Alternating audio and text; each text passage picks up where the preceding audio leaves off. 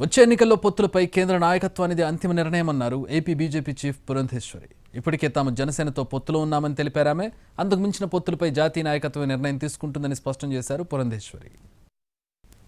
నియోజకవర్గాలు ఏవైతే ఉన్నాయో వాటన్నింటిలో కూడా ఇవాళ ఎన్నికల కోసం మా యొక్క ప్రిపరేషన్ ఏదైతే ఉందో అది ఇవాల్టితోటి ప్రారంభమైందని చెప్పి మీ అందరికీ కూడా నేను తెలియజేసుకుంటున్నటువంటి విషయం.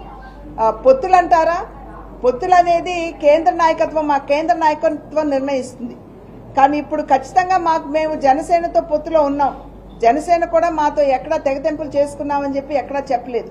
కనుక మాతో పొత్తులో ఉన్నారు.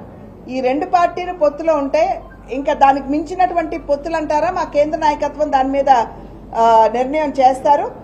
అయితే ఖచ్చితంగా భారతీయ జనతా పార్టీ యొక్క పొత్తు 5 కోట్ల ఆంధ్ర